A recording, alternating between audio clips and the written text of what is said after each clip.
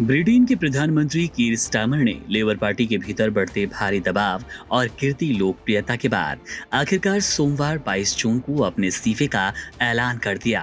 उन्होंने कहा कि उनका हर फैसला देश की भलाई के लिए था। स्टार्मर के हटने के बाद अब सबसे बड़ा सवाल ये कि ब्रिटेन का अगला प्रधानमंत्री कौन होगा। इस रेस में सबसे मजबूत नाम एंडी बर्नहम का है, जिन्होंने हाल ही में मैकरफील्ड उपचुनाव में बड़ी जीत दर्ज की। उनके अलावा स्वास्थ्य मंत्री रहे वेस्ट स्ट्रीटिंग भी इस दौड़ में शामिल होने की इच्छा जता रहे हैं। कीर स्टार्मर ने महज 2 साल पहले लेबर पार्टी को 174 सीटों के साथ ऐतिहासिक और बम्पर चुनावी जीत दिलाई, लेकिन उनका कार्यकाल नीतिगत यू टर्न्स और कई बड़े विवादों से घिरा रहा। बुजुर्गों के विंटर फ्यूल भुगतान को रोकने का फैसला और वॉशिंगटन में पीटर मेंडलसन को राजदूत नियुक्त करने जैसे कदमों ने उनकी लीडरशिप पर गंभीर सवाल खड़े कर दिए। जनमत सर्वेक्षणों में पार्टी और स्टार्मर दोनों की रेटिंग लगातार गिरी, जिससे पार्टी सांसदों में डर था अगर नेतृत्व नहीं बदला गया तो आगामी चुनावों में लेबर पार्टी को भारी नुकसान होगा और रिफॉर्म यूके के दक्षिणपंथी नेता नाइजल फैराज के सत्ता में आने की राह आसान हो जाएगी। इसी राजनीतिक संकट के बीच स्टार्मर को पीछे हटना पड़ा।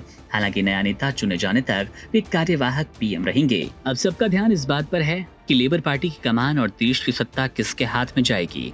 इस रेस में एंडी बर्नहम का पलड़ा सबसे भारी नजर आ रहा है। बर्नहम की सबसे खास बात ये कि वो लेबर पार्टी के भीतर एक बेहद अनुभवी और लोकप्रिय चेहरा हैं। उन्होंने उत्तर इंग्लैंड की मैकरफील्ड सीट के प्रतिष्ठापूर्ण उपचुनाव में भी इसी हफ्ते जीत हासिल की, जिसने उनकी राजनीतिक स्थिति को अचानक बेहद मजबूत किया।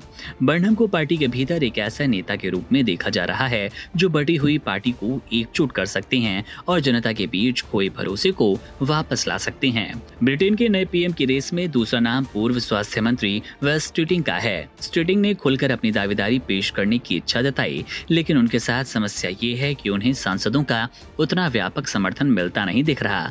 लेबर पार्टी के नियमों के मुताबिक किसी भी नेता को आधिकारिक तौर पर रेस में शामिल होने और चुनौती देने के लिए कम से कम 20% सांसदों के समर्थन की जरूरत होती है। मौजूदा स्थिति के हिसाब से यह आंकड़ा लगभग 81 सांसदों का बैठता है। पार्टी के भीतर चल रही हलचल को देखें तो ज्यादातर सांसद किसी भी तरह के जोखिम से बच रहे हैं और उसी उम्मीदवार के पक्ष में लामबंद हो रहे हैं जिसके जीतने की संभावना सबसे ज्यादा है। इसी समीकरण में एंडी बर्नहम बाकी प्रतिद्वंदियों से काफी आगे हैं। बर्नहम के पास प्रशासनिक अनुभव है और वे पार्टी के पारंपरिक वोट बैंक को साधने में माहिर माने जाते हैं। आने वाले कुछ दिनों में लेबर पार्टी के भीतर सांसदों का समर्थन जुटाने की प्रक्रिया तेज होगी, जिसके बाद आधिकारिक तौर पर ब्रिटेन के अगले प्रधानमंत्री के नाम पर मुहर लगेगी। Subscribe to One India and never miss an update.